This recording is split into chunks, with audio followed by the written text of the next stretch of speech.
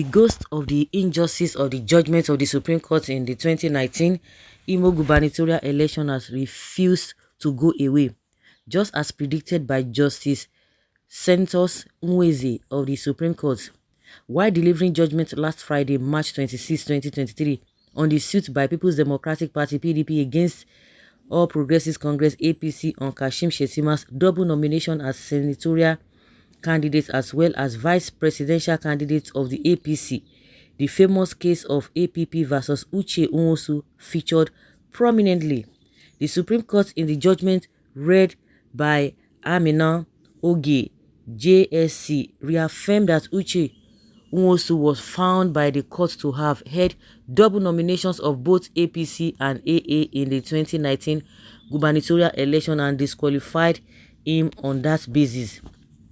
Legal experts have appealed to the Supreme Court to act on the Imo State case of Emeka Ihedioha without further delay.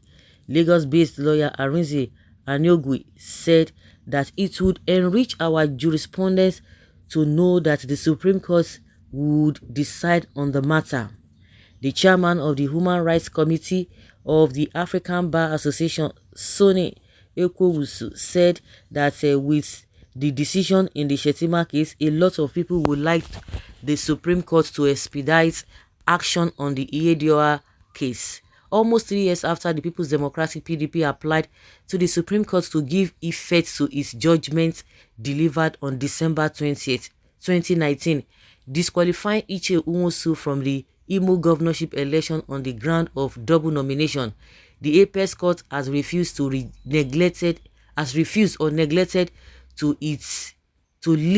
the application for hearing. The Apex Court had, in a judgment delivered on December 20, 2019, found that Nwosu was nominated by both Action Alliance AA and the All Progressives Congress APC and consequently nullified his nomination. No reason has been given by the court on why it has refused to list the application for hearing, especially considering the public interest of the subject matter. Legal analysts reason that a political party is not capable of sponsoring two candidates for the same office in the same election.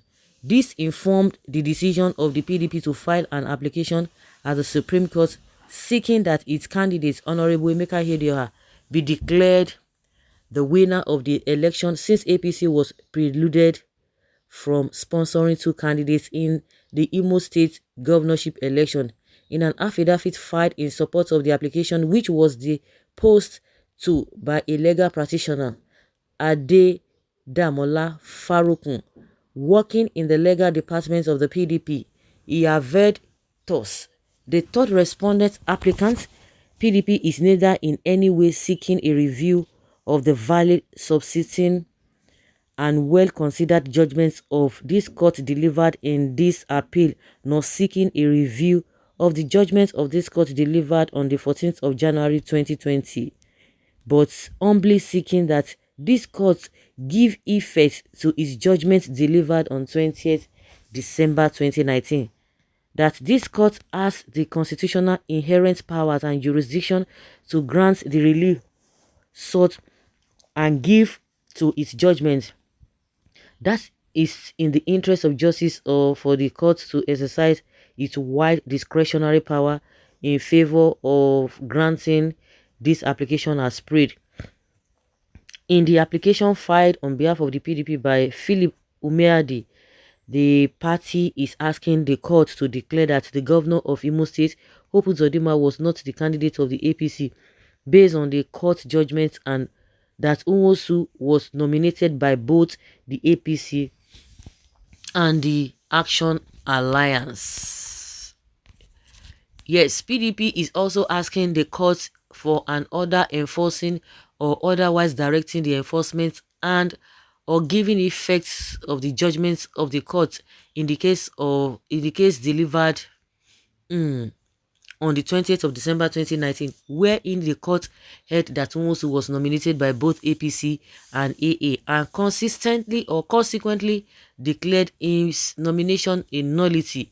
PDP is asking the Supreme Court to hold that both the Action Alliance AA and the All Progressives Congress APC did not sponsor and or fight any candidate for the governorship election held in Imo on the 9th March 2019. In view of the double nomination of the appellant respondents by the two political parties aforesaid and his subsequent disqualification as their gubernatorial candidate as found by the Honorable Court in the judgment delivered on 20th December 2019. Yes, so the way and manner these people are just turning things upside down. Most of the time, instead of them to judge case according to way it's being presented, when they know that they want to do mago, they will begin to do what? Using technicality here and there. Nigeria is a country of Rastafarians. Close all your universities because you are producing Confucianists and idiots as judges, lawyers, and law students. That is exactly what has been happening. You begin to wonder what effect to all this.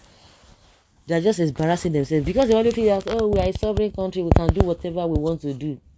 And there's too much money for them to share among themselves. But when it comes to the people, it becomes a problem. And that is why you are seeing all manner of judgments here and there.